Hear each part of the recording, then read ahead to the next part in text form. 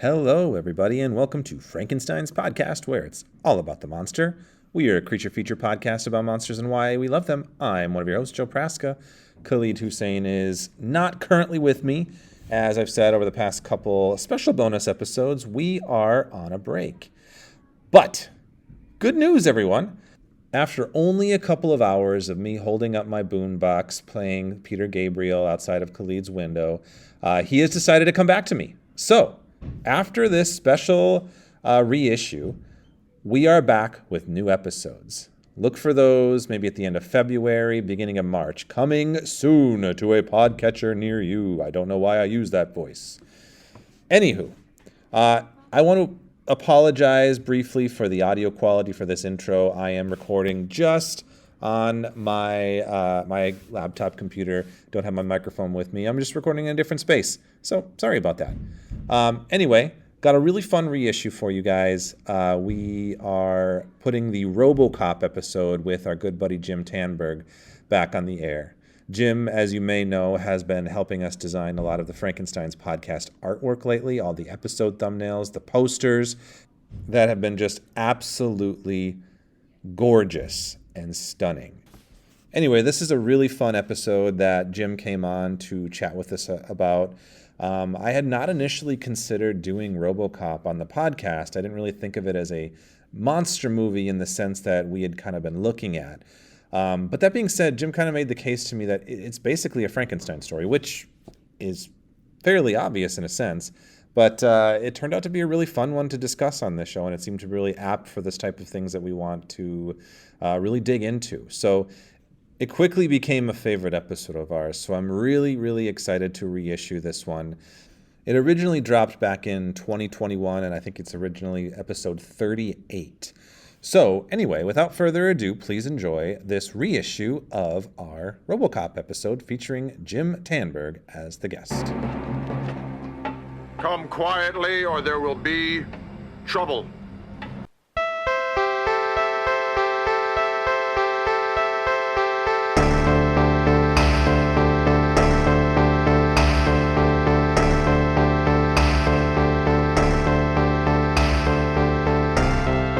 Hello, everybody, and welcome to Frankenstein's podcast, where it is all about the monster. We're a creature feature podcast about monsters and why we love them. I'm number one intrepid host, Joe Praska, and with me as always is... co-number one intrepid host, Khalid Hussein. Don't number this. I'm gonna get a complex. I'm gonna get insecure. We talked recently about how I'd like to trip you up here in the intro and just see what you do with it, and that was, I thought that was good. All right, well, cool. Co-number one, I like that. Welcome back to LA, Khalid. Thank you for welcoming me to a city you don't live in. Yeah, well, you just got back from a long flight, I heard. Yeah, it was like 8 hours. I was actually had a layover in Detroit, which is pertinent to our discussion today. Absolutely, yeah. So for those of you listening, Khalid was doing a job in the Midwest and very rudely didn't come to visit me in Minneapolis. But because I was in Ohio. Such is life. So, yeah. Well, anyway, okay. Welcome back to LA. Thank you. It's good to be back. It's very hot, and my cat didn't miss me. Yeah, Khalid, I got a question for you. Hit me.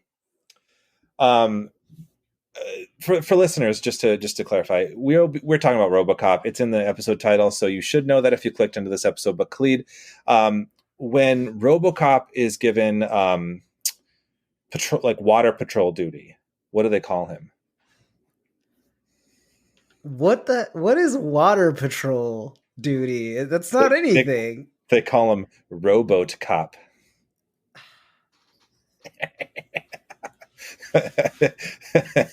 All right. You anyway, got it out of your system. Yeah. Anyway, Khalid, now that we have that in my system, I want to welcome our very special guest joining us. We have local artist, pop culture enthusiast, unflinching geek, our buddy and loyal Frankenstein, Jim Tandberg. Welcome, Jim. Hello. Thank you. It's good to be back. What up, Jimmy? Don't sound so excited. I almost didn't want to interrupt that wonderful exchange there. Jimmy, will you agree with me that is the joke is based on a faulty premise of like what is water patrolling? Water patrol is like a thing. boats. Literally, no one calls that like Coast Guard. Maybe like Yeah, I was actually gonna take a. I forgot what I was. I thought it was gonna be Hydrocop, but That's kind of cool, actually. that was well. I mean, it's cool, but it also doesn't sound anything like RoboCop. It's not a good pun, but it's the closest I could get because I didn't understand what the hell Water Patrol was. I really do think Jimmy Fallon and the Tonight Show will be calling at any moment now. These jokes just get better and better every week. They're good. They're good. Thank you. Yeah, they're good. Water Patrol, isn't that a thing? What do you call it? Like Boat Patrol? What would you call it? I don't know what you call it, but all I know is that's not how English works for some reason. It's one of those things where that cannot be what it's called, but I damned if I know what it would be. I don't know why, but you said Water Patrol, and my mind went immediately to like protecting like jugs of water. Not... Yeah, that's what I was like. Hydrocop. Oh my! Once you said Robocop, it made so much more sense to me. But and the pun was great and brilliant. Maybe Pond Patrol. That might apply because you rowboat in ponds usually. So that I'm gonna tell you, I made the joke up because I saw an image. Surely image not. called Rowboat Cop somewhere, and I was like, how can I work backwards and make that a question for Khalid? That is a very Joe thing to do. Oh man. Yeah. Cool. Rowboat Cop. Yeah. So Khalid, what are we talking about?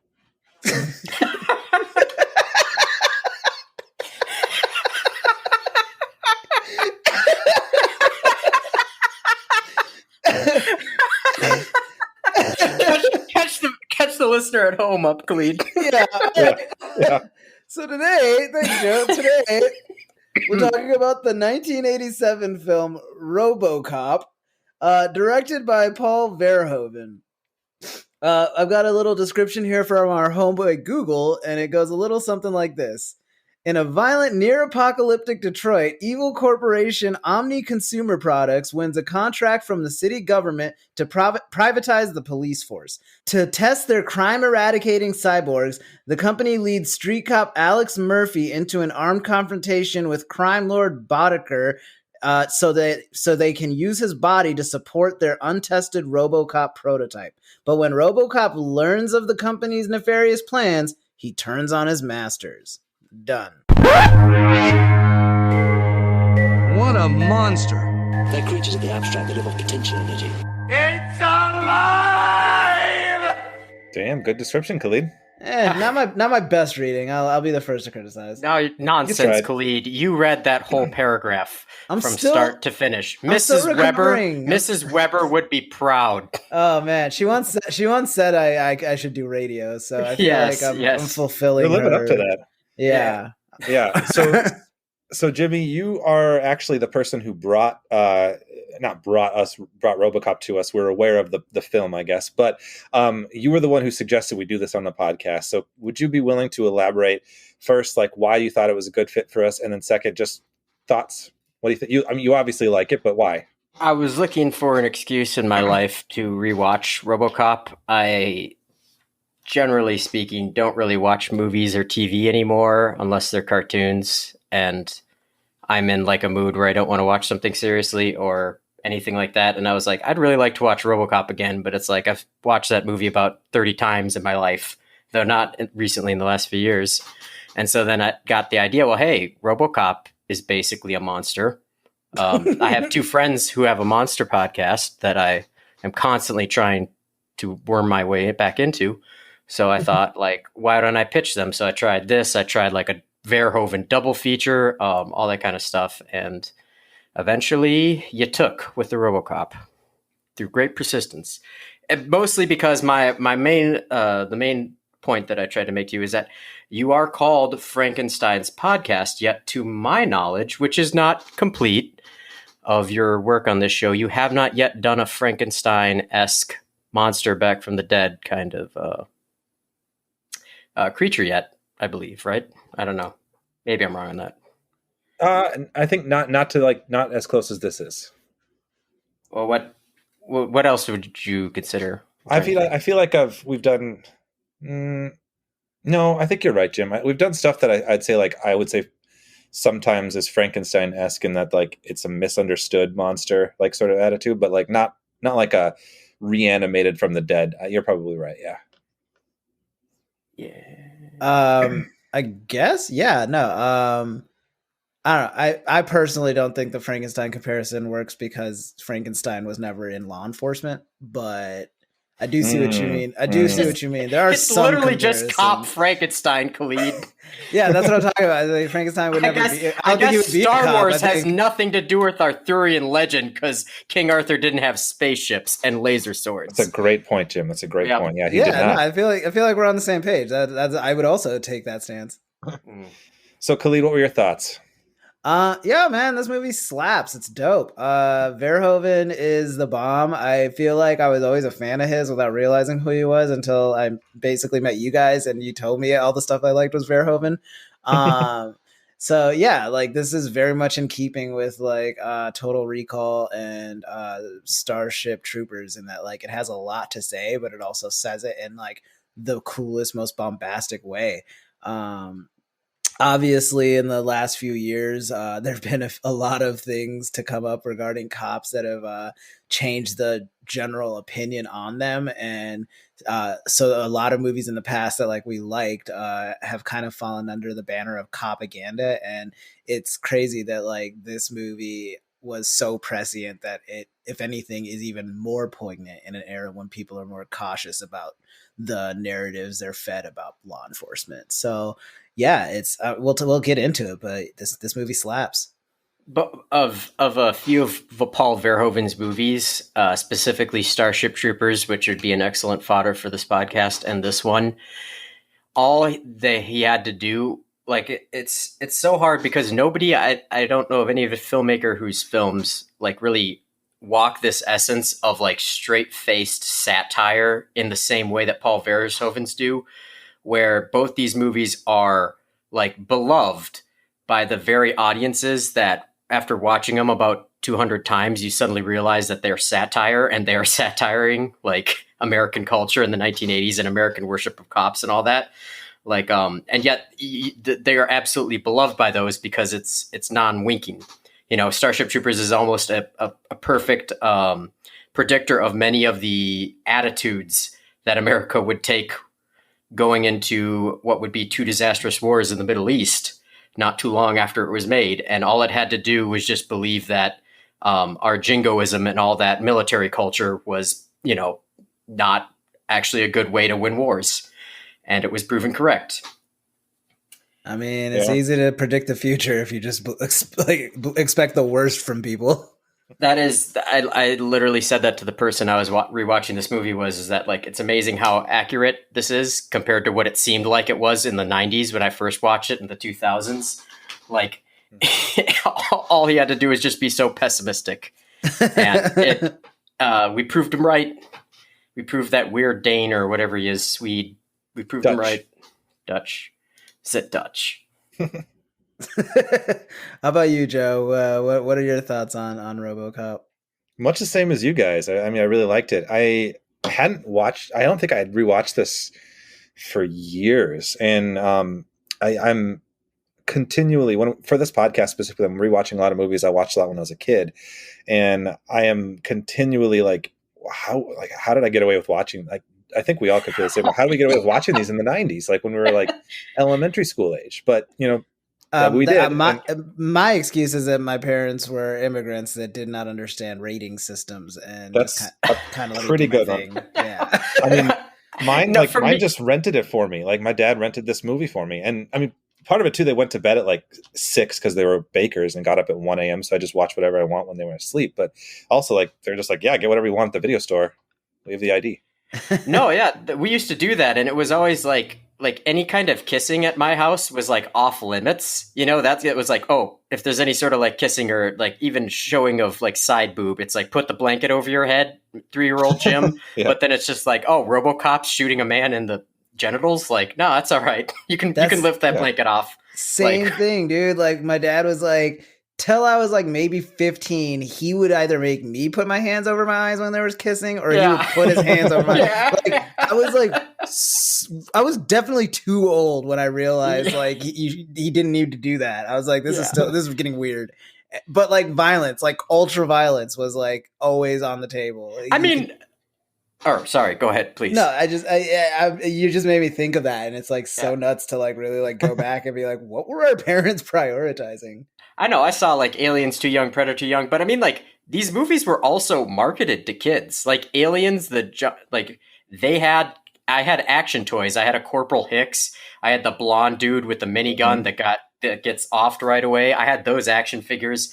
There were RoboCop action figures all over the store. Like in the 80s, they had no qualms about marketing these kind of things to children.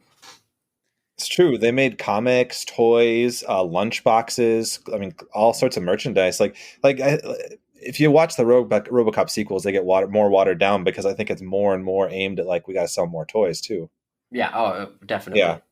But anyway, what I was saying, like, yeah, I do really like this movie. I think that like you guys were saying, like it feels more poignant today. Like I was noticing just even like smaller bits, like the media break ads that we had, or like what's so going on in the world, even just the commercials that they put in this movie. And I know Starship Trooper did the same thing, but like every like commercial was just on point.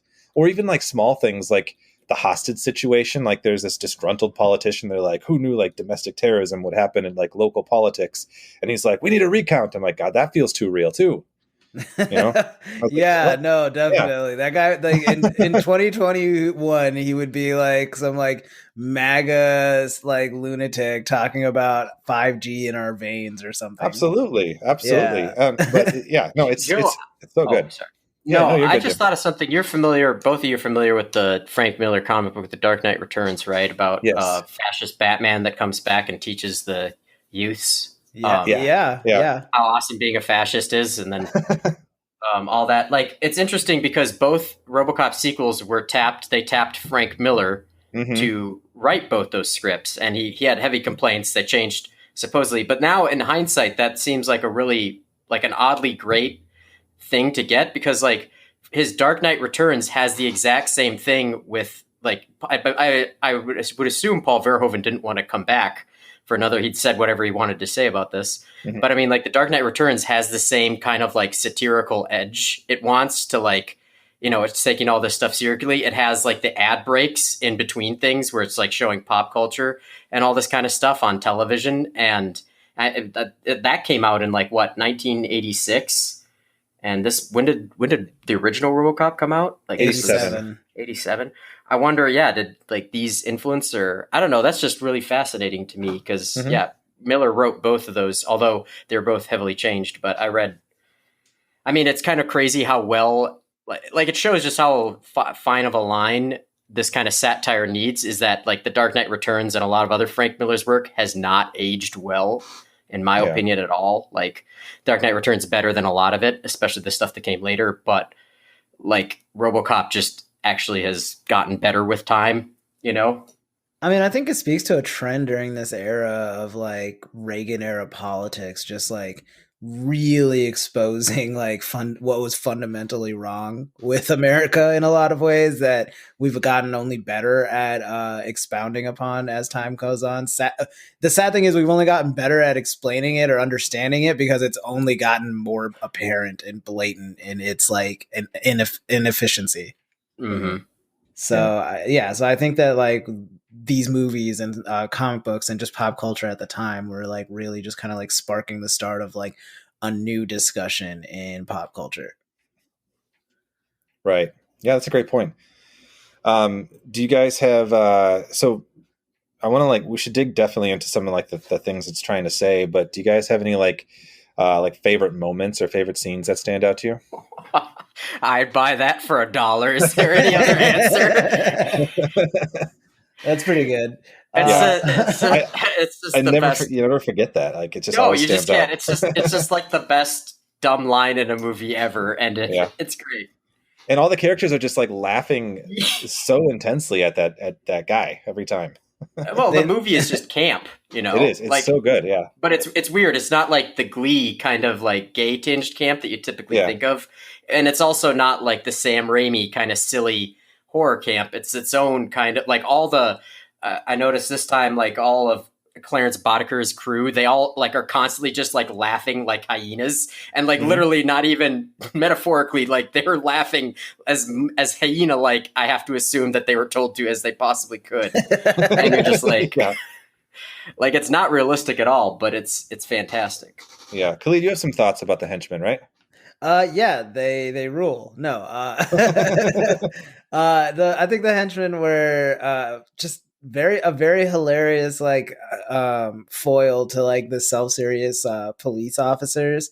On top of that, it's just I think it's not anything revolutionary to say, but like to make them like so deviant, like so evil to the point where like half the time they're only doing bad stuff for like the sake of doing it, and like making it like that much more imperative that the cops come up with something to stop them. And it's like so important. I don't know, like I ultimately like they all just like made me like laugh. I will say that the top billing for gangster, obviously outside of Kurtwood Smith's lead gangster, is Leon Nash, played by our homie Ray Wise.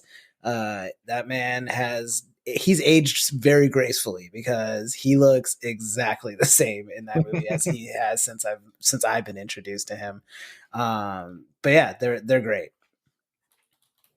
Yeah. I will say my favorite scene is actually not one with the gangsters. It's this time around, for some reason, it was all of the like corporate Oh my intrigue. god.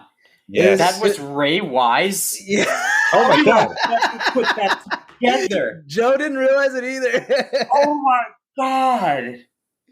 Yo, how do you not realize that's Ray Wise? Like, he's not hiding it. I don't get it. No, I just that's the second in command from Robocop, and that's who that was filed away in my brain as for forever, and I never put two together. You said you've seen this 30 times. Within yeah, those 30, he's played by a man that looks suspiciously like Ray Wise. not that suspicious in hindsight. God. Oh man.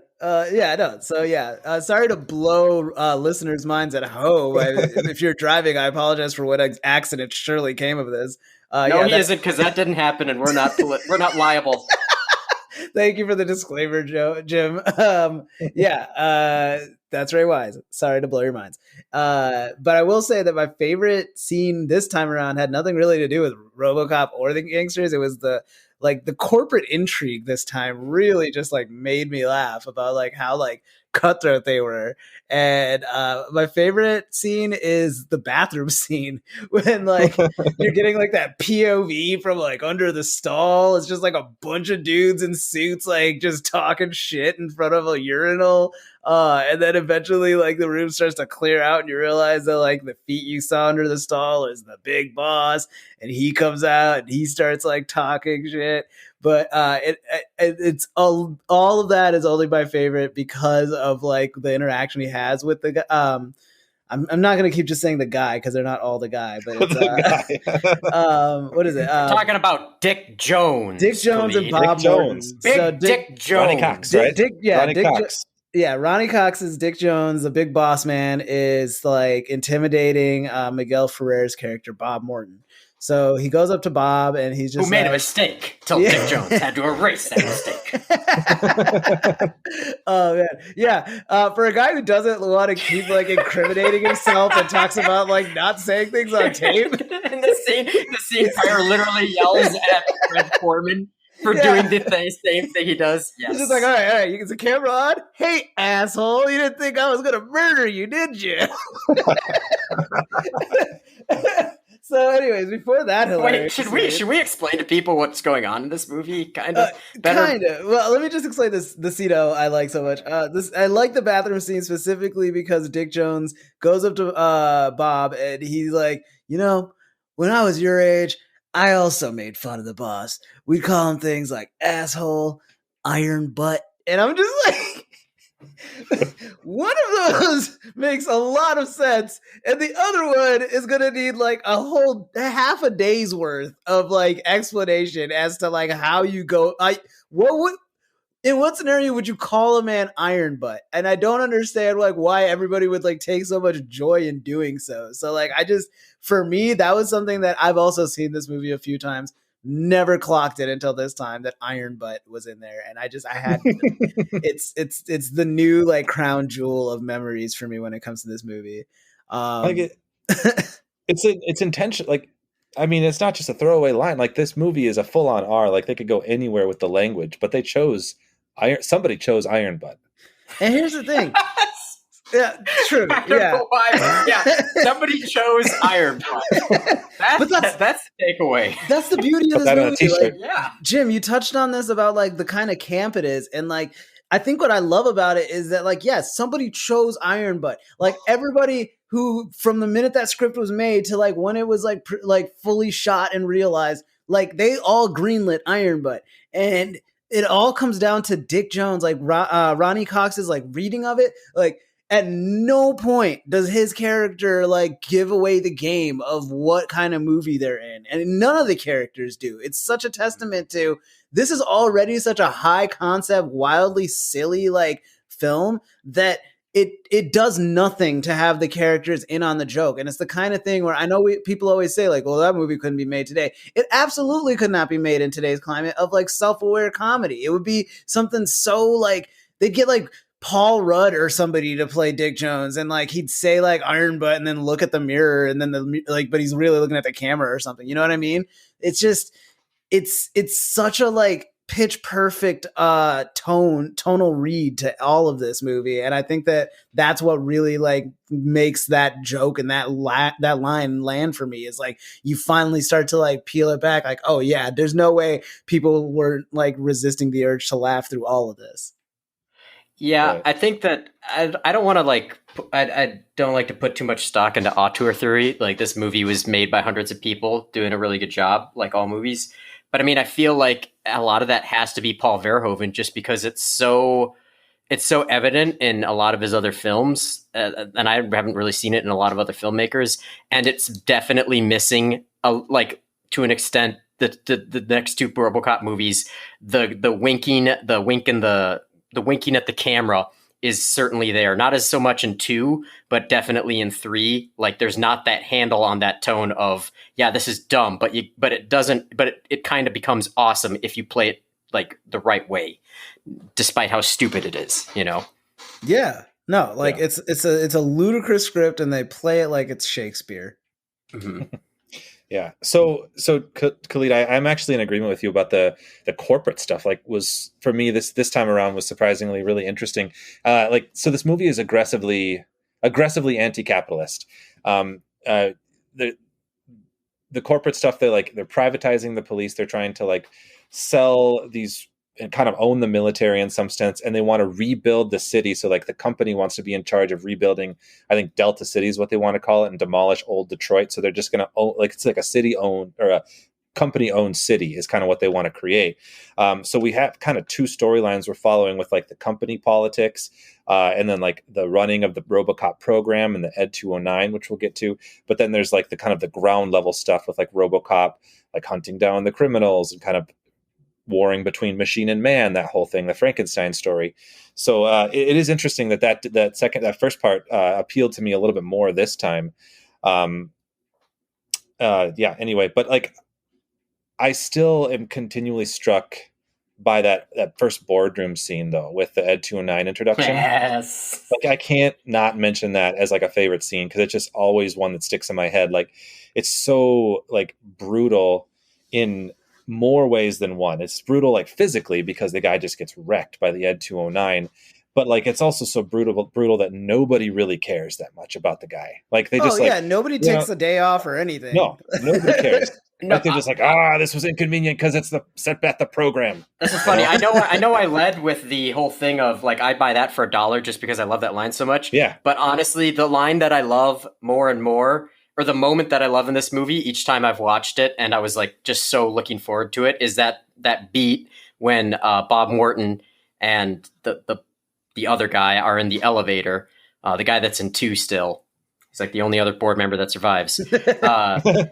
They're in the elevator and they're like, yeah, shame about Bobby. He's just like, yeah. Like, and the other guy's like, yeah, that's, high rise. And like, that is. Yeah, and he's like talking about like, it's a cutthroat business. What are you going to do? People have for their coworker. Oh my God. But it's real too. Yeah. You know what I mean? Like, think about like all the times, like even in like real life, where like if like something tragic happens and like a coworker dies, and a lot of these companies, it's literally like within the same day they'll put out a monster.com like post for the job. Yeah. So it's very real. I wrote here literally Elon Musk, Delta City on Mars in my notes. Yeah. Which, yeah.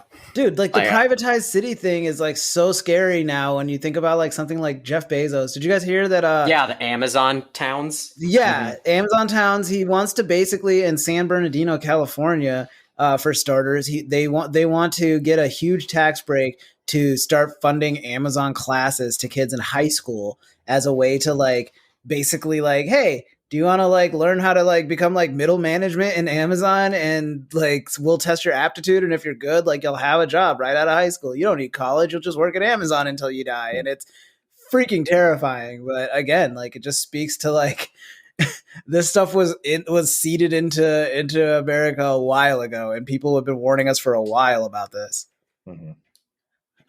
Yeah, so that's scary. Horrifying. Yeah. Jesus. God, I'm just saying, like we weren't in high school that long ago, guys. Like, that could have been us. Like, we could have been like going from like Miss Weber's class to like an Amazon class where we've learned how to like, This is how you hold your urine for 8 hours. And this is the booth that you cry in for 5 minutes at a time. Also, another real invention that scares me. They have crying booths. God, yeah. All right, let's get on to another topic. This is depressing me now. Too sad. Yeah, let's do a better synopsis of the movie. Like I think maybe honestly, like, let's just talk about the like in retrospect optimistic world that RoboCop painted for us, because yeah.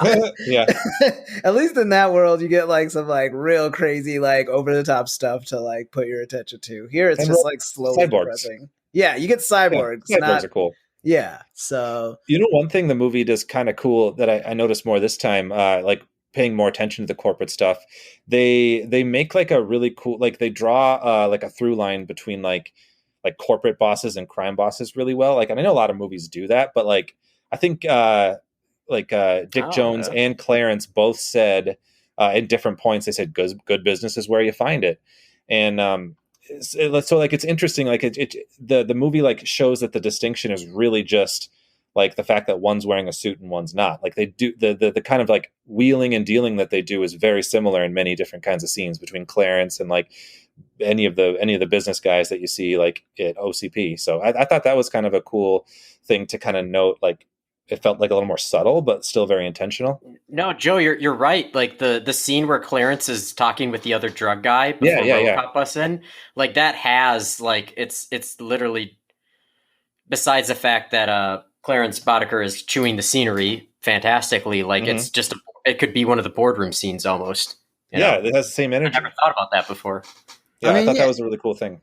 I think it just speaks to like the inherent cravenness that comes with capitalism, and like if you're really good at capitalism, that like regardless of what title you put in front of yourself, you're just like a vicious like vulture that's just like consuming like your own to the point where you like until you have everything. And I think that's it is just like a brilliant illustration when done right. I think that a lot of my favorite shows and movies about crime like really illustrate that point. So this is definitely like the case with RoboCop too. I want to say though the funny thing for me though is this time watching it through is Dick Jones's like fear of being caught for murdering Bob. And I don't know why it never occurred to me before. I'm like, you started this movie with your robot malfunctioning and murdering a man in a boardroom full of your coworkers, and no one cared. I don't know why he's like fine with one and not the other. I think that if your robot breaks and kills somebody, you killed somebody. That I don't get that. Why is that? That actually is not true.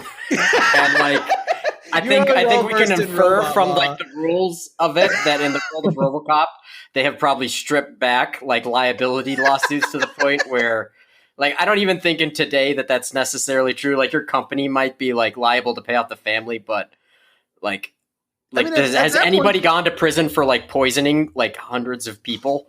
No, that's and true. stuff But like that, at that point, just like make your Ed 209 malfunction outside of Bob's house. Like, if the only thing you're worried about is like how you do it, making you a murderer, then just keep making the robot do it. That's what he should have done. Yeah. Yeah. Come on. Then we wouldn't Come on, have had Dick. the great. Then we wouldn't have the great scene where Red Foreman says, "Bitches leave," and then he just shoots.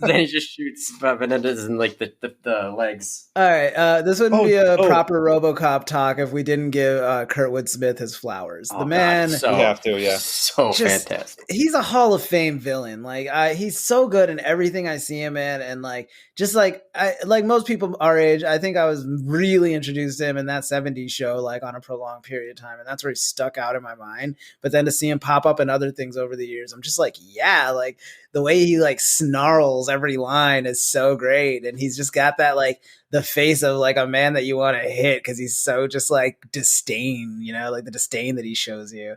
Have you guys? Neither of you seen the show Patriot on Amazon? Have you? No.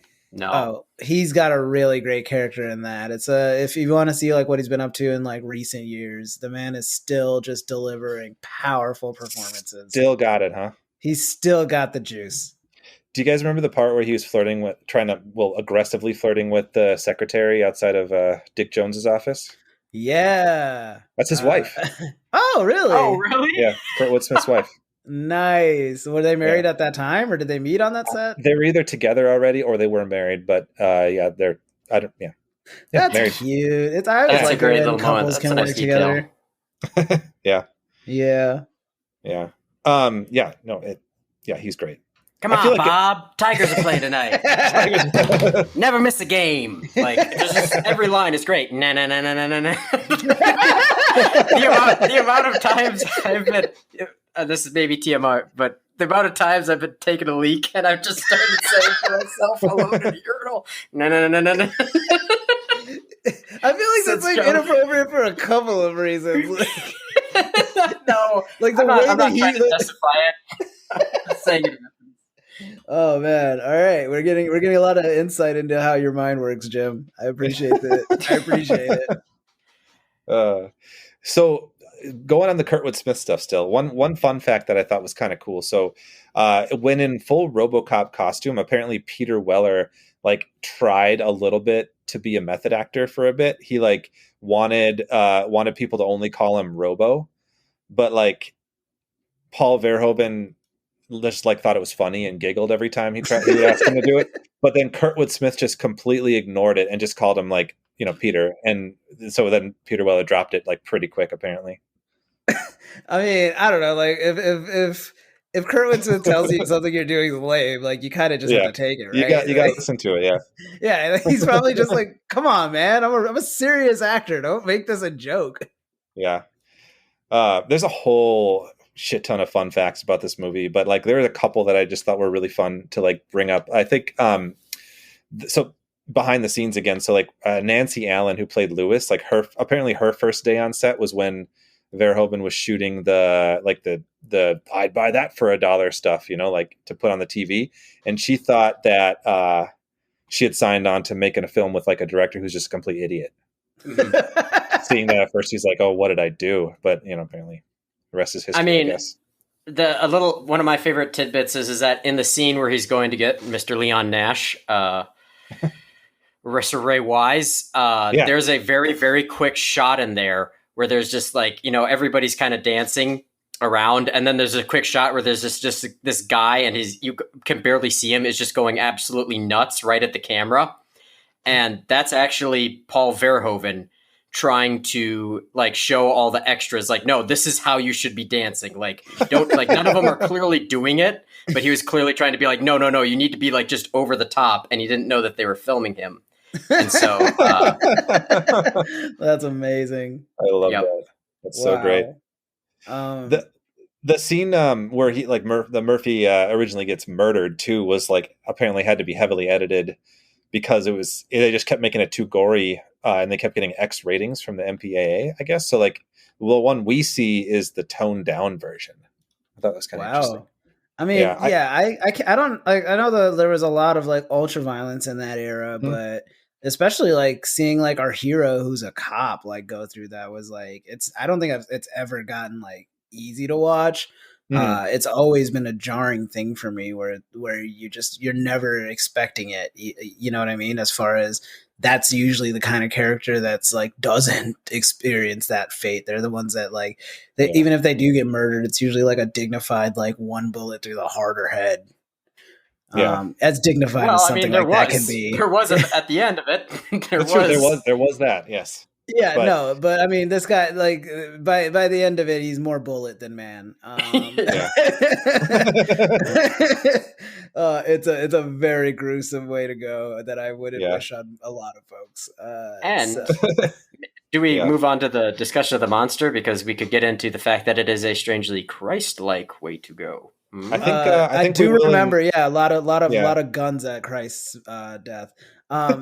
No, before we move on to the monster though, or the monster effect stuff, that gun that they use in the third act just feels like it makes the entire idea of a Robocop just moot to me. Or any kind of robo defense system.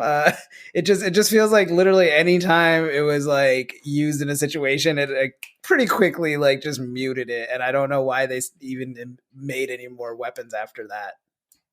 Yeah, well, I think the whole point is that like not everybody gets that kind of weapon, and for those people, they get to shoot Robocop, and so then you get the scenes like the guy in the store when he's just like fuck me, fuck me, fuck me, fuck me. Like one of my all-time favorite. Like that is just such a realistic way to react to that scenario when you just like you try to go rob a place and then suddenly a cyborg comes walking in. It's like, yeah, and Iron Man and all that, whenever they have that first scene where that like none of them are as realistic as Robocop, where it's just like just like emptying your clip and you already know that's not gonna go well. Oh man. The other thing I forgot to mention was I think it's also very prescient of like this is like old Detroit is like experiencing a very like to the core fundamental problem, and the only way that like leaders know how to address it is to just keep funding the police force, which is just going to like continue this like battle instead of like in any way trying to address these systemic issues. Like they don't, it's never like, why don't they get these corporations to come up with ways to make schools more effective? It's like, no, let's figure out how to like reanimate a corpse and turn that into like an indestructible cop. And it just speaks to like I was saying at the top of this episode, I was in Ohio and I was going through like all these towns that were very like, for lack of a better word, like underfunded in their own ways. And without fail, every time I went through there, it was like top of the line, like 2021 cop cars. And I'm just like, how much did those cost? And like, how much money is like the police department and all of these communities getting versus all of the other places that they need that money to go to? And it's infuriating in a lot of ways, and speaks again to like RoboCop's like touching on such a like powerful salient point of like, if you keep funding the like soldiers, or you keep funding like the people that are going to like treat this like an issue of not enough firepower, then all you're gonna get is like the results of a war. Right, exactly. And it's also like the gun violence element of it too. Like if there's a gun epidemic, like just like adding more guns to the fire by like making the police force more powerful or whatever. Like it's just guns, and everyone has like military weapons. In this movie, it's so weird to think, but like this is something that I wrote because I work at Hamlin and in security, and now we're wearing body armor. And I was just thinking to myself, back when this movie was made, it was supposed to be like ridiculous that the cops were wearing body armor to work and SWAT helmets and all this. Like that was supposed to be a point of like, oh, this is all going to hell. And now that's more or less become the basic attire of police in this country. Like, oh yeah, most of these departments have tanks. Yeah, like it's insane. Like if they could get like joints to work as well, like articulation for a robot hand to shoot a gun, we'd have basically RoboCops, I bet you. Yeah, I don't know how we've like, a certain political party has somehow like gotten to the point where like funding a school or like a library is socialist, but like giving like people that are specifically in place to like oppress you as a citizen, like more leeway and more money to keep oppressing you is fine. That doesn't in any way raise any alarm bells. It's jarring and frustrating. Mm-hmm. Mm-hmm. But yeah, On that note, should we monster? I guess monster.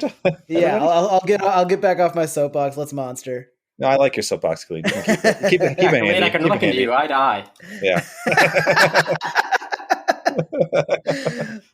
Yeah. All right. Let's get into it.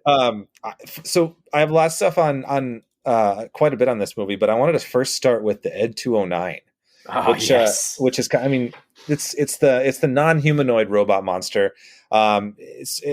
The movie, the script and Verhoeven wanted it to be a counter to Robocop, so not a man in a suit, so it's its own thing. But it was actually designed by a guy named Craig Hayes and the iconic Phil Tippett, of course, who designed the robot. But Craig actually did most of the work on putting it together, like the physical work, and Tippett did more of like the overseeing of it. They built it as both a miniature and a full-scale model and did mostly stop-motion animation for the effects. And Tippett did the animation himself, which was kind of cool. But they had a lot of freedom to put it together. And they said like one movement on it could take anywhere from like 10 minutes to an hour and a half to do like the stop-motion of it. I would have to say that my favorite bit is when he falls down the stairs.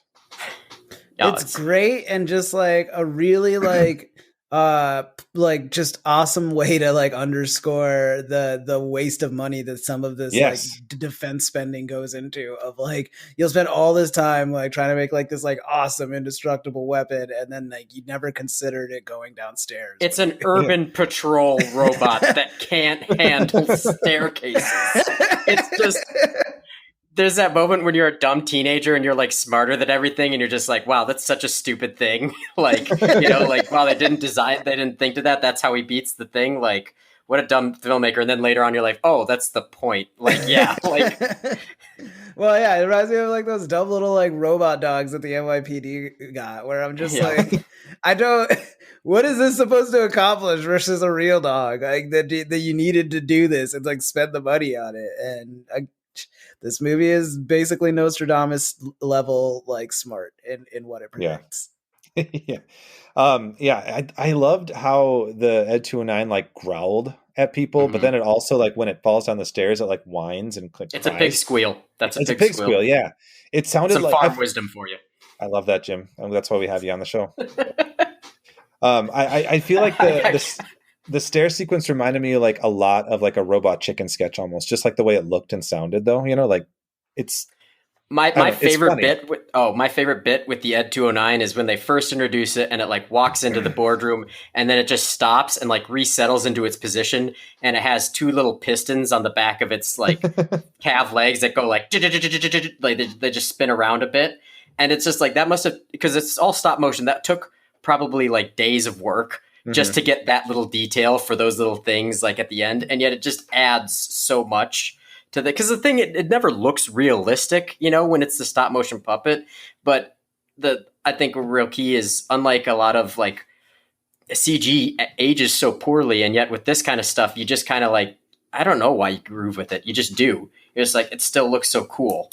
You kind of marvel at the work that's being put in, because I mean, you know that there's so much that's going into it, even if it looks a little silly or like stiff or the movements are goofy. Like it's amazing what they did to make it work. Yeah, which is, and it's kind of bogus because it's not like that much work, if not more, is going into a lot of like the CGI work, you know, that's true. Hundreds and thousands of man hours, but it just doesn't look good. Like it's different. Like the prequels, I can't, like, I don't like watching those movies at all. Just Robocop prequels? Number of reasons, yeah. Like the Star Wars prequels, like Star Wars prequels. Yeah, just the number. I was confused too. I was like, what? I was like, no. Just sorry, I should have made that. Yeah, sorry. When you say prequels in a pop culture sense, it's obviously Star Wars. Yeah, no, like the Star Wars prequels, like it's so distracting. Even the first time I saw like Revenge of the Sith in theaters, and like the final lightsaber scene, which it's everybody's favorite scene in those movies, and it just like, it looked like a video game kind of to me, and I couldn't stop like not liking it. And You here didn't I have this. You didn't like Yoda ping ponging around with a lightsaber. Don't That even didn't get me do it for you. No, we don't need that. Like this podcast. It's a great point, Jim. We don't need that. I didn't come here to rant. Did you not? Of all the places to rant. Well, let's wait a minute. See if something more relevant to RoboCop comes up. Fair enough. We'll save ping ponging Yoda. Should we talk about RoboCop himself? Let's do it. Yeah, I want to hear about those effects. So we know, so once he becomes RoboCop, once Peter Weller becomes RoboCop, he's got 3 directives, right? Serve the public trust, protect the innocent, uphold the law, and then a secret 4th one. Even though the 3 are supposed to be like kind of like the 3 laws of robotics from Asimov, I think. Yeah. But anyway, the secret fourth one is you can't harm an OCP or arrest an OCP like executive or something, or like upper officer or whatever. So yeah, that's why Dick Jones has to be fired at the end to be killed. Dick, you're fired. You're fired. Yeah, that dude's just like already like on the same page as RoboCop. Yeah. Like, oh, I get it. All right, I'm gonna fire him and then I'm gonna elbow him and I'm gonna tuck and roll. You got that? He's good. No paperwork needed, so that's nice. First, you botch the product line, then you take me hostage. A bridge too far, Richard. Yeah, I do love the like selective outrage with that guy. Yes. Oh man, yeah. Dick, I'm very disappointed. Like a man has literally just been shot 30 times in the boardroom. Yeah, that's not the line for him. It's very interesting. And then when Dick Jones like falls out the window and it's like the arms are suddenly like just ropey and like 3 feet long each. It's very funny. That was a puppet, that they made like an entire. Was it not actually him? Okay. No, yeah, it was a puppet of him. Surprise.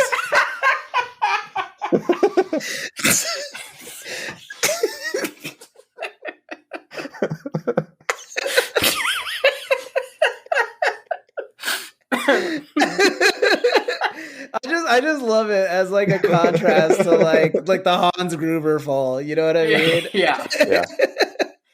But yeah, okay. That was his first movie. You could do that with Alan Rickman back in the day. You could just drop him. Oh yeah. And yeah, wasn't it? Like, yeah, that's a great drop. I love a good drop from High Rise. But yeah, go on about RoboCop. Okay. More about RoboCop. So the RoboCop suit was actually designed by Rob Bottin, who we've talked about on the pod before. They weren't initially satisfied with the initial design, kept changing it, tweaking it. They actually went back to the original design, and so what we saw on screen is actually Bottin's original design after like fixing and changing and adjusting, and then coming back to it. But that also ultimately delayed a lot of the production at first, so they were late. However, when they finally got it put together, it took about 11 hours to fit Peter Weller into the suit. And when it was done, he was originally like planning like mime exercises to try to like get in character. And then when he got into the suit, he actually found like everything that he had learned about miming was useless. So he just had to like act like a robot, I guess. But he did fine. I think he did great in it. Go on, Jim. No, I was just going to point out, at various points, I thought like Peter Weller did a very verbotic movement. Yeah, so like he just kind of just like had to. I think his mime coach actually still worked with him, but they figured out how to make like just these robotic movements in the suit that worked really well. And the suit actually was the most expensive thing on the set, which it ended up being somewhere between $500,000 and $1 million. That's actually makes a lot of sense because it's a dope suit and like money well spent in my opinion. If only because like for a generation of people, it's like the standard bearer for a cyborg like that. You know? Oh, absolutely. I don't think that ever since then it's been matched as far as like such an effective, like you tell someone RoboCop without ever seeing what RoboCop looks like, they're probably going to guess pretty close to that. And in a good way. And I mean, even now with like that terrible remake that came out like a few years ago, like that design is ass compared to the original RoboCop. Yeah. And it's wild to think when like you have so much more at your disposal nowadays, like design and technology wise. Just iconic. They actually had 7 They had 7 different suits throughout the movie that they used on screen. So one of them had special safeguards and fireproof fiberglass to help the stuntmen perform the gas station scene. There were 2 that were used for the third act when he gets damaged from the Ed 209, and there was one no suit kind of thing that was like easily and more fragile that could like just get destroyed for certain scenes. So there's like different things that they use for different moments, but it's kind of cool. Yeah, I think I don't know. The suit is really iconic. So you're absolutely right, Khalid. The new one sucked. Joe, wasn't the inspiration for the character? I don't know if you got this through your notes. I read this somewhere way back when. I don't know how true it is, but wasn't it that Paul Verhoeven wanted to make an American Jesus, and his whole idea was an American Jesus would have to be some kind of combination between a cop and a car, and that's where RoboCop came from. I don't know if that's true. I remember reading that somewhere, and I was like, wow, that's the dumbest, weirdest thing I ever heard. And then I kept thinking about it, and then I was like, that's maybe the most insightful commentary anybody's ever made about Americans, especially in the 80s. That's such a good own, though. Like, that's such a good, like, you ever had somebody, like, insult you, like, so well that you have to give it to them? Like... And that's what the car, because I always had to help my dad fixing cars and stuff back when we were kids. Like RoboCop, his suit, it's really reminiscent of like the undercarriage of a vehicle, like just kind of the way that things line up, and just the little details and the divots in the design of it. It's not like it doesn't look in a lot of ways like a lot of other slick technology from the time. It kind of more like, to me, it really has those elements of a vehicle. Yeah, in retrospect, there should have been some dude that like poked his head out of a Trans Am and was like, "That thing got a hammy." I think that's the only thing this movie was missing, is like somebody asking like what kind of engine it was running on. Go ahead. Riding the car analogy, Jim. Did you know that when in full costume, Peter Weller could not actually get into a car? So whenever he's in a car, he's not wearing pants. I didn't know RoboCop and I had something in common. That's really funny to think about now. I got to rewatch it with that in mind. The car scenes, where it's just, oh yeah, he's just like I'm just imagining RoboCop in his boxers now, and it's hilarious. I love the horrific implication that like they can bring back the dead in RoboCop world, and the best thing that they can think to do with that is to try and get around their crummy programming. like literally, well, if we bring back a guy who already knows everything about being a cop, then we don't have to write all this good code. Like, we don't have to pay guys to write decent code.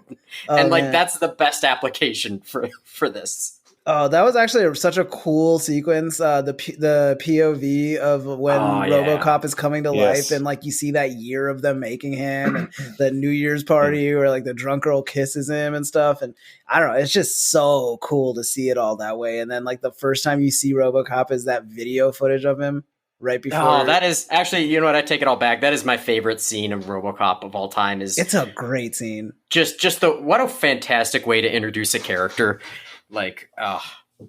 Yeah, and it delivers. It's building up to like, you're not gonna believe what you see, and then you see and you're like, dang, that is dope. Speaking of things that are dope, Khalid, I knew you were gonna do that. That pause was just a little too long. I knew you were gonna do that. I wonder what's coming up next. You said it so insecurely. You just like mumbled it. Bears are dope, Khalid. Yeah, say it with your chest, Joe. Bears are dope. 4 Bears test. All right, we're there again. It's that time, folks. For those of you who this is the first time you're listening, the 4 Bears test is where I ask the silly question: what would happen if you replace the monster in question with 4 bears? Does the story stay the same? Is it change? Why does it change? So yeah, let's get into the nitty gritty. What happens if you replace RoboCop with 4 bears? It's a wildly different movie. I don't know that the corporate intrigue makes as much sense. If it's just like, if Bob like comes in like, this dude's robot sucks. You know what I got? 4 bears. I don't think that he sells it as hard as a robo or a cyborg officer. So for that reason alone, it fails. But if you want to be like generous and think about it, I thought about it a couple of ways, and there's like the thing where like you could go, what if all 4 bears were part robot? But I thought it would make more sense if it was, what if 4 bears were part cop? You know, like if they just like somehow got like 4 dead cops and like were able to reanimate them with like the strength of 4 bears. And now it's like 4 like half cop, half bear, like monster dudes that are going around and like stopping the crime in the town. And in that way, I kind of think it's pretty even. You know what I mean? In the sense that like it's going to take a lot of bullets to take down a bear or someone with the strength of a bear. The same way it would take a lot of bullets to take down a Robocop. And I think that the ferocity and like how terrified all of the criminals would be, that would all still stay the same. The intrigue of like, oh, will they get their memories back, or do they just think they're a bear the whole time? So yeah, I think if you use that caveat of like, what if it's a part bear, part cop thing, then you get a lot closer to a pass. But if you're just keeping the test honest, which you know me, I've got my morals. I think that it's a fail. Unfortunately, you sound disappointed, Jim. Do you have an alternate take? No, Joe, what do you think? No, I think, Khalid, you make a good point. I was thinking though, ever since I was kind of hung up when you said, Ed 209 doesn't work, I got 4 bears instead. I was actually thinking, what if you flipped it though? What if like Dick Jones kept trying to introduce 4 bears and then Robocop was the counter to the 4 bears? I think the story works a lot better in that sense of like, miraculous, isn't it? Mm-hmm. Yeah, Robocop does end up looking like the better option in that world as opposed to if you flipped it. So yeah, I guess in that way it works. So like, I mean, can bears go downstairs? I do not want to find out. Like, I don't want to put myself in a situation where I have to. They might actually work better than the Ed 209. Okay, I get that. Like,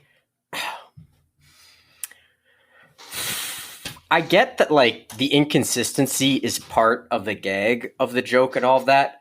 But the whole freaking point of the 4 bears test, as you laid it out, Khalid, was that is this monster, like, the only way that it could ever be even remotely useful is like, well, if you just replace this monster with 4 ordinary bears, is it no longer scary? Not 4 Robocop bears, not 4 reanimated bears, not 4 bears with jetpacks. It's just like, does this movie still work if 4 bears are there, or is it improved? And that is the only thing, because like without that concept, this whole segment is just you bringing this moderately enjoyable to quite enjoyable podcast to a halt, so you can just muse for a few minutes. Yeah, like that is what it is. Yeah, and you know what? That sucks ass. Like, I want to take this back a few months to the Green Knight. When you were so, like, the whole point, the only way the 4 bears test could work for the frickin' Green Knight is if instead of getting into a game with a possibly, like, pagan god, like, Dev Patel has to be like, no, if you want to be a real knight, you have to go kill 4 bears with this axe. Like, that is the 4 bears test for the Green Knight, not like 4 talking bears. It doesn't matter if the fox isn't talked. That's not the 4 fucking bears test. I mean, God damn it. And by the way, an Iwo Jima, like, bears lifting the axe over their head, 4 bears in an Iwo Jima, like, it's a Dev Patel regular human-sized axe, Khalid. Like, it doesn't, like, a bear is stronger, even a black bear is stronger than the average human being. It's the lack of articulation in the paws. Not like, this isn't Song Wukong's never-ending staff. Like, it's just a freaking axe. Like, one bear could lift it if he just got a grip. Like, I don't think it could, though. I think you would need the 4 bears to figure out a way to do it. Where, like, one of them gets the base, the other grabs the hilt. Like, it's a whole process, Jim. That being said, Joe just did a goddamn real 4 bears test for Robocop while you just sat there, like, giving yourself, what did you say? A little caveat here of, like, 4 bears that knew they were cops. Yeah, like, they're 4 half cop, half bears. What's wrong with that? The 4 bear, like, no, it's a wonderful thing, and I really wish it was a movie, and like, I love it. But the 4 bears test has to be like either Ed 209 or 4 bears have to escape a building while Ed 209 hunts them. Like, yeah, that's the concept. Half of the movie is about the Frankenstein of it all, like you brought up. So I get that. Or it's like Robocop has to shoot 4 bears. Like, that would be a 4 bears test. as you put it on, but you never keep it consistent, so that it's nonsense. It's already a nonsense like supposition to all of this. It's a dumb concept it's built on. I like to make it fun for myself. You know how boring this test would be if every week I was just like, okay, yeah, it would be a different movie. Restrictions breed creativity, Khalid. This is my creativity. How else do I come up with half bear, half cop? Actually, I just really wish I lived in a world where we could have a movie that was about 4 bears that were half cop. Like 4 bears cleaning up a dog. Or Jim, we all do. So that's what the anger stems from. It doesn't make any sense. It just doesn't make any sense with the goddamn the 4 bears test. Like it's. I promise you, you're the only. I promise you, this has only bothered you. I do. Well, not you know think what? Then you shouldn't have let me back on the dang podcast. I didn't realize you were gonna back pocket all of your gripes with the test until now. Oh, I've got plenty more, but no. Honestly, I said I wasn't gonna rant. Damn it! Knowing you, I should have guessed this was coming. But that's on me. Anyways, Joe, it's a fail. If anybody's still the fucking hell it is. Okay. Oh shit. No, it passes. They both have guns. Whichever Frankenstein you use for this movie, they have high caliber weaponry. It's 4 bears versus high caliber weaponry. Low caliber weaponry can take out a bear in the right hands. Joe, you're the tiebreaker. Is it a pass or fail? Wait, so I think Jim, by your definition, it'd be a fail because the 4 bears couldn't replace, right? No, you can't release 4 bears in Detroit and have it clean up crime. Yeah, it wouldn't work. It's a fail. Yeah. All right. So it's a fail by my fantastical spin on it, and it's a fail by your boring interpretation, Jim. So we were on agreement in a way. Oh, you mean the test that you used for 5 episodes, and then you just started being like, oh, but what if the bear was a sexy succubi, like Megan Fox kind of thing? And it's like that's wow. Yeah. One thing I love about a hot bear. One thing that's about scary. this. I gotta say, Jim, and about this rant, I just love the references and callbacks to previous episodes. It's this feels like a finale almost, where you're given fan service and talking about old episodes here. Well, I greatly appreciate your podcast, and has made my nights patrolling Hamlet. No, actually, it doesn't. I don't listen to it while I'm on the clock. I like your podcast. Thanks. Man. I will say, I love your podcast. I listen to it in my spare time. You remember a lot more of what I say than I do, which is impressive. Sadly, Khalid, yes. Khalid. It's all recorded. Oh boy, I don't know. Oh my god! All right. I guess I've just had to sit across from you when you make a bad faith argument halfway through. You realize it, but you decide to just double down rather than try to alter it or whatever, like yourself. And then I've had to. Yeah, it's high school all over again. Thanks for letting me back on the podcast, guys. This is so much fun. This is great, man. Glad I could bring this Irish rage. That's what we've been missing for sure. Speaking of Irish rage, Khalid, would you fight or flirt with Robocop? Khalid, doesn't Joe's segues just get better and better as time go on? I think they get funnier in a lot of ways, just because I keep pointing out how just jarring they can be. So Khalid, in this scenario, you are one of the the hyena henchman people, and you come across Robocop at a gas station. Do you fight or do you flirt your way out of it? So I feel like I've hinted at it, but essentially I'm philosophically, especially over the years now that I've really thought about what law enforcement contributes to society or it really doesn't contribute, if anything, takes from society. I'm very staunchly anti-police on a grand concept. I think that if you're talking about addressing the problems in communities, there's a lot of other things you could do that would be better served than the money that goes to police and police departments, especially when you think of how much of the budget goes to them. So just keeping that in mind, the thought of flirting with a cop to get out of a situation just feels really gross and not chill. And I don't know, as much as I like the Robocop suit, it's not a hot suit. It's not, you don't look at that build and go like, yeah, like I want that for a companion. You know what I mean? And then outside of that, like it really seems like the only human part is like the mouth, which is like, you would think that'd be a plus, but if anything, it's creepier that it's just the mouth that's like human on it. Like it feels almost like expressly like the scientist made it with like sex in mind. So it's off-putting to me for a couple of different reasons, and for that reason, I would fight the RoboCop. Also, if I get that gun that they have in the third act that just blows everything up like to like Kingdom Come, I'm definitely fighting the RoboCop, because as far as the movie has made an argument, like that weapon is where the, like all technology should have just stopped being invented in regards to warfare. Like that thing solves every problem it comes up against, including the Ed 209.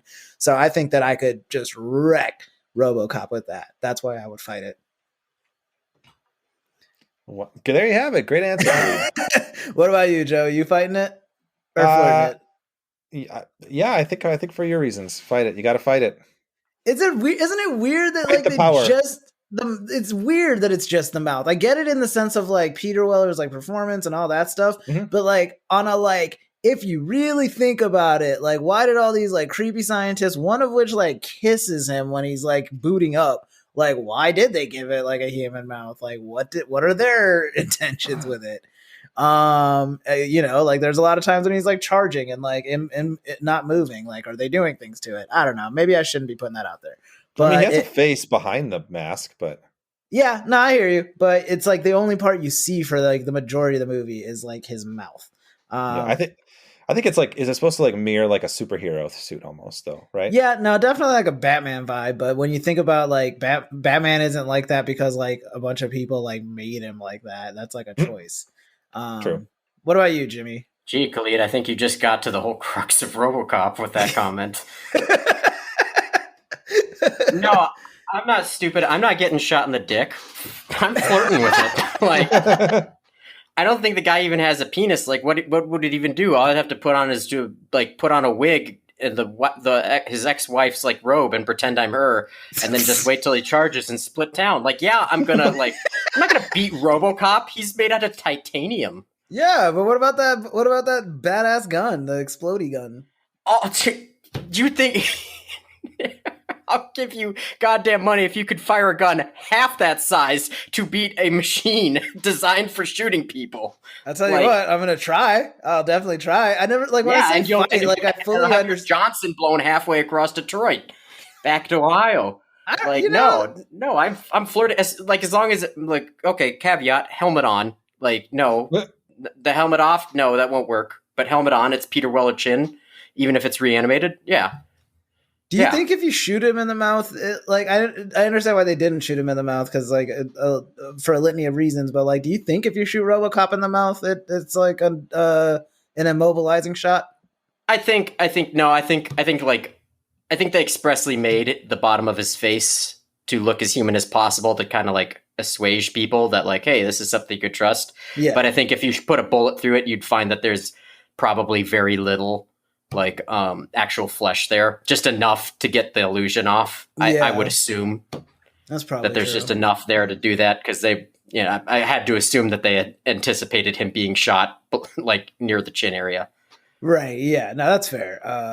I hear you. All right. So you would fight it, or no, you would flirt with it to escape when it recharges. I wouldn't win in a fight. So yeah. All right, Joe. I got to use my feminine wiles. The bigger the risk, the bigger the reward. I understand my Johnson could get blown across Detroit, as you so elegantly put it. Johnson. I would have a nice romantic dinner with baby food. Be vaguely Lady in the Tramp like, just spoon feeding each other. I guess Clarence Bedecker just really, really inspired me with like his bravado when it came to fighting RoboCop, because he had him on his last legs, something that like an entire fleet of police officers barely were able to do. Clarence did by himself. I mean, he messed him up worse than the RoboCop 2 did, to be honest. Spoilers for the next movie. Like, RoboCop was in way better condition at the end of RoboCop 2 than he is at 1. Thankfully, I've never seen it. So, yeah, on that note, I wanted to, before we move on to the last segment, we should wrap it up because we are reaching that time. But Khalid, you've never seen the sequels, is that right? Yeah, that somehow I've not been subjected to those. So there's RoboCop 2 has Peter Weller in it. RoboCop 3 does not. RoboCop 3 is a PG-13. Then there was like a mini series that was like called RoboCop Prime Directives on Sci-Fi. There were like 4 small movies that they made, and then they made a TV show also. I mean, none of the miniseries or shows had Peter Weller or like any of the main cast but from the original. But it's kind of what I said when I kept getting watered down more and more for like merchandising, I think. And I think the main idea of like the thesis of the original movies were just like completely lost. And then the remake, of course, was also a PG-13 and just did nothing for anybody. I applaud that they didn't try to like, for the remake at least, that they tried to do something different. They chose the most boring way that they could have taken the property, but at least they didn't try to just remake RoboCop. I do think they were trying to like say their own spin. They didn't do it well. That's something. Or did it interesting, yeah. But and the suit sucked, which is a big problem. Yeah. But the only thing I remember from the TV show is that he had like screws in his. At one point, he's stopping a car and is like. He has like screws in his feet that screw into asphalt. And I thought that was cool. And that is an image that has never left my mind. But that is, and then I remember you tried to show me like the sci-fi movie back in the proto Frankenstein's podcast, which was just Joe telling me about something weird and be like, want to come over to my house and watch the Star Wars holiday special and all that. That's what I really liked Frankenstein's podcast was back when it was just that Joe like, yeah, George Lucas hates this. Come and watch it in my house. Like, oh yeah, they made sequels to RoboCop on there. He fights a guy in a skull mask for some reason. He did. That's right. Yeah, the miniseries was weird. They were weird. Yeah, they're super weird. 2 is I think 2 is sort of. I don't know. It's okay. It's worth a watch. I do like that it's a movie called RoboCop 2 that is actually about RoboCop 2. Which is one of the many disappointing things about RoboCop 3 is that there's no RoboCop 3 in there. That's so true, like the whole point of the movie is that there's now a RoboCop 2. So weird deep cut can like reference like the kid in RoboCop 2 can like further like so I don't know, Jim, you probably noticed this. Khalid, I'm guessing you did not at all, but like RoboCop 1 has a whole bunch of like actors who are in Star Trek. You notice that? I know Kurtwood Smith was in Star Trek. He's the Federation president. Peter Weller is in Enterprise. He's in Star Trek Into Darkness. Ronnie Cox is Captain Jellicoe in some of the best TNG episodes. And then the second one, that kid is in TNG also. He's like that kid that lost his mom on a away mission with Worf. Wait, which kid? No way. Yeah, you wouldn't know, Khalid. Yeah. Oh, okay. Got it. Yeah, but I could show you the episode someday. All right. We don't gatekeep. Well, I appreciate that. I feel like this is a very inclusive space in that way. Yeah, but anyway, it's crazy that these movies have just like a lot of like random like side character connections like in the main cast right there, the main trio, the main villains, and I mean there are hundreds of episodes of Star Trek made from a point when they were all kind of self-contained stories. It makes sense that there's just like little 6 Degrees of Kevin Bacon stuff within like every part of Hollywood, you know. Yeah, it's like how every like modern day actor was like in an episode of Law and Order. Yeah, or like NYPD Blue, yeah. But I mean, it's a lot cooler when it happens to be Star Trek because you're like, oh, that's so much more entertaining to like go and see. That's probably where I'm coming from on that. Yeah.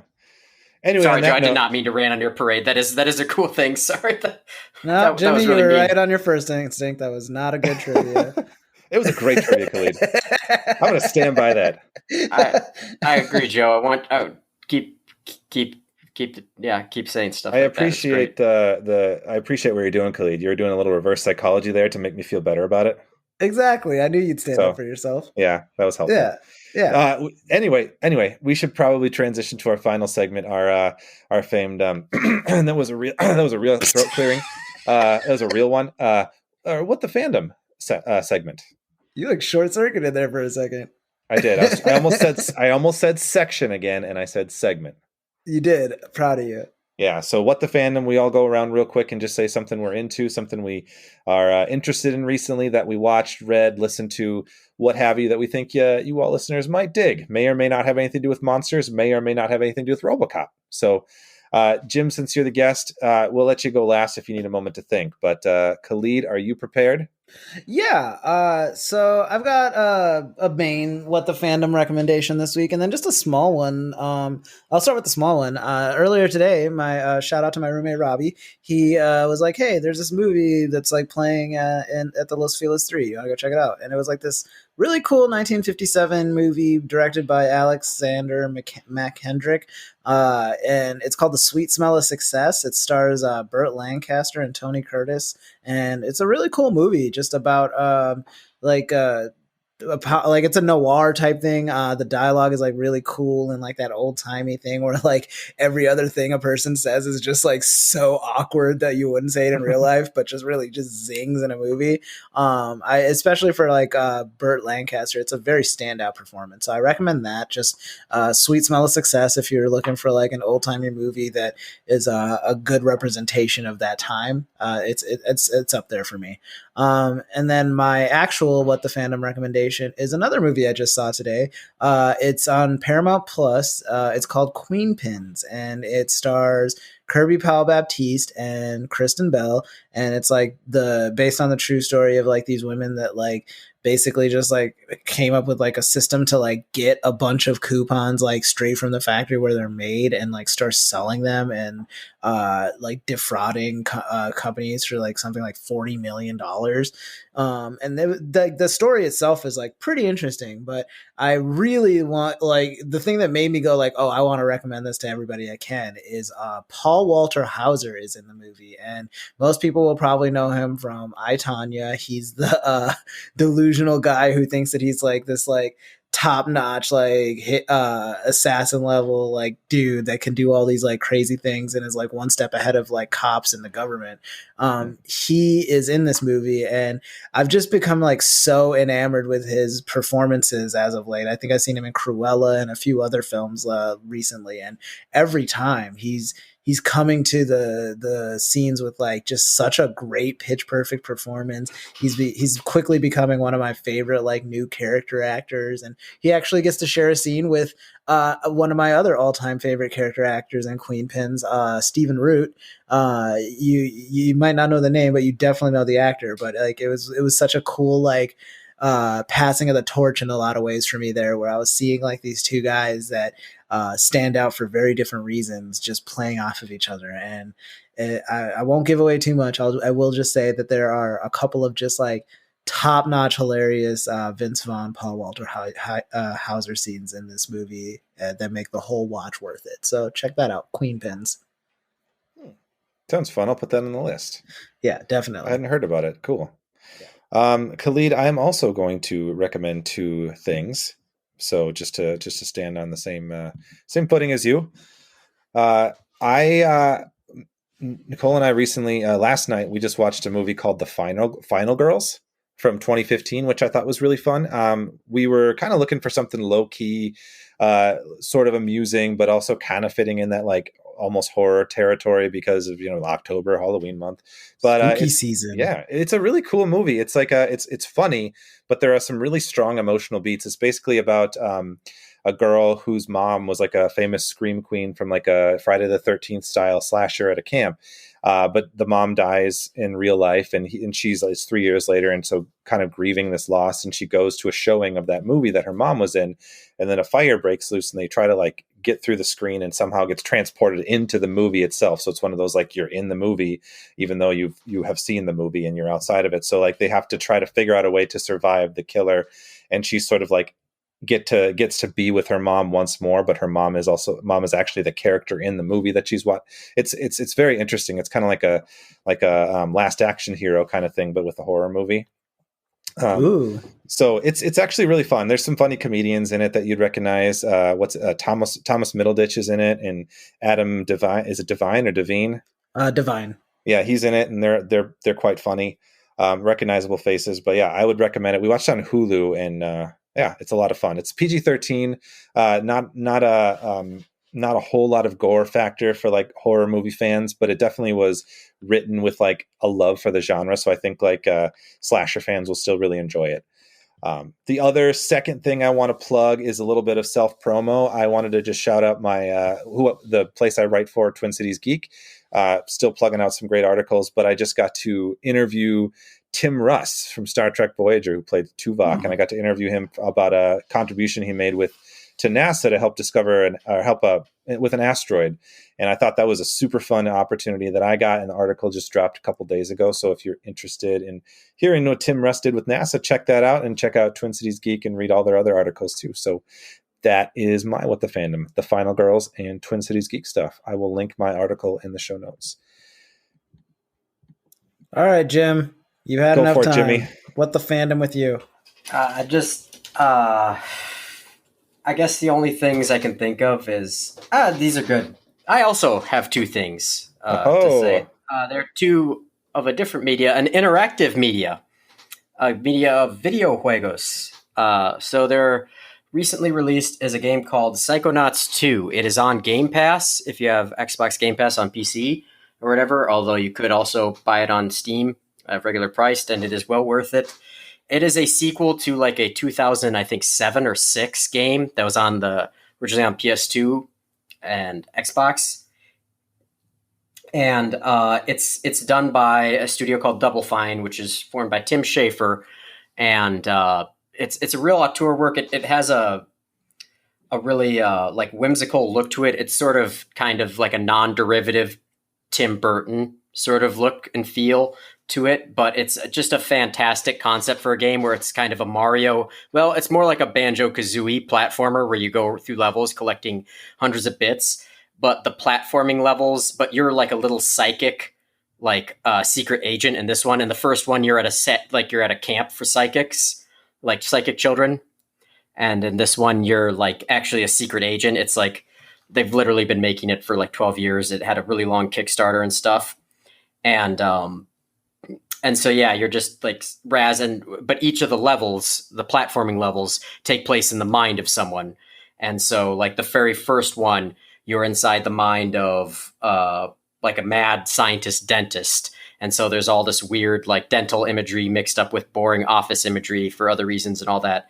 Like there's in the first game, I don't want to spoil the new one, but like in the first game, there were just some fantastic levels where you have to like get across a pond, and for reasons, the fact that because Zaz was a family of Roma who were cursed by a psychic, he can't go near water. That's their excuse for why he can't go near water and swim in the game. And so like in order to get across this pond, he has to like possess the mind of a lungfish in the pond, and then you play that whole level as like a kaiju, basically like destroying a city of little lungfish people. And it's just absolutely hilarious. Like the first game, there was just no other game like it at the time. And so it really stood out and was really funny. But in this game, there's a lot like more indie games with like creative writing and that sort of stuff. But it still stands out. And what's really cool about it is it has, in the years since, they've really changed it to a thing of, there's a very clear like mental health message to it, and very clear thing about like just trying to heal broken people kind of message behind the whole story, which is really lovely and delightful. The second game is a game called No More Heroes 3 on the Nintendo Switch. It is the third in the No More Heroes series, which are kind of they're made by a man named Suda51, is sort of the brainchild of them. This will be the last one, he says.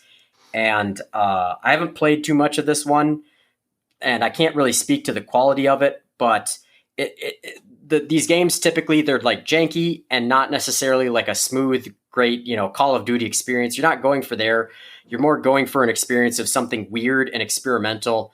And like, I think Psychonauts 2 is quite enjoyable. Like it's not a Mario Odyssey level platformer, but it's a fantastic game. And like, it's cool to see visuals of like an Xbox Series X level applied to something that isn't photorealism, and seeing what you can do with that. And with No More Heroes, it's much more punk-like, and all of Suda51's games had a very punk aesthetic, where they're always kind of like, they feel like they're cobbled together. They frequently have slowdown or just weird moments and stuff, but they're just interesting in a way that most games aren't, and they're very auteur-driven, which is something that, besides the indie space, which has only really developed in the last few years, hasn't really existed in video games. And so for both these works, Tim Schafer's Psychonauts and No More Heroes 2, I would recommend, at least paying money to buy them just to support games like this, so that more games like it get me. Even if I'm not going to end up enjoying either of these, I'd rather live in a world where stuff like where my money went towards stuff like this versus, as much as I like Zelda, another Zelda game, that kind of thing, because I think video games are a better medium with these kind of games. So those are my recommendations. Cool. Thanks, Jim. Yeah. Thanks sorry. for that, man. Yeah. Yeah, very interesting. We don't get a lot of game recommendations, so it's always fun to see those talked up a little bit.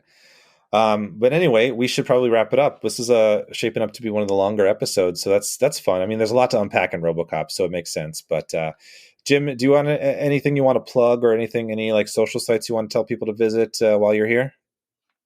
No, I basically just sit in my room and wait for you guys to let me back on the podcast when I'm not recording here. So yeah, I got nothing going on. on. Optimistic. Mm-hmm. What about your did you say a DeviantArt page? No, I don't have a DeviantArt page. I don't drop porn, Joe. No, was that a burn? I got stuff, but I'm not gonna. Yeah, I'm not gonna plug it because it's kind of a mess at the moment, and I'm a humble security guard. That's all. Well, when you get your stuff up and running, your art stuff, you let us know and we'll link it. Sure, why not? Yeah. Okay.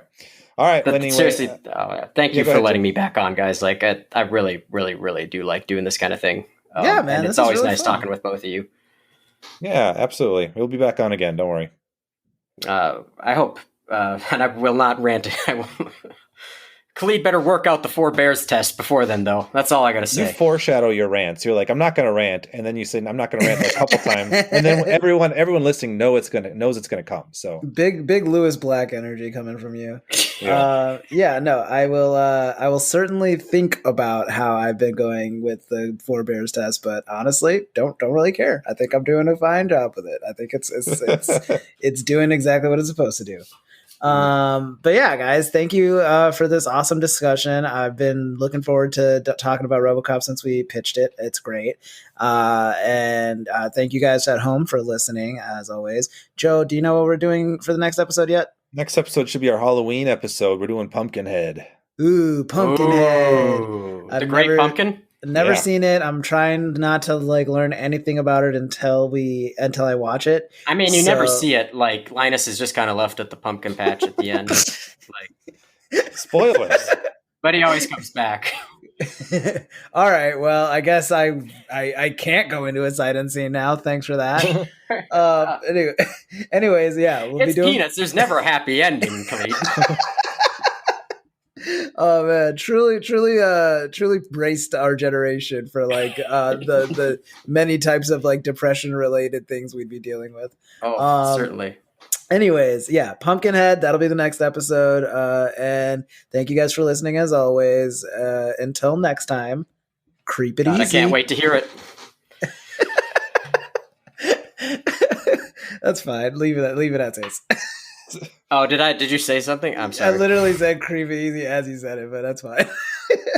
Say it one more time so I can stop recording, Khalid. Until next time, creep it easy.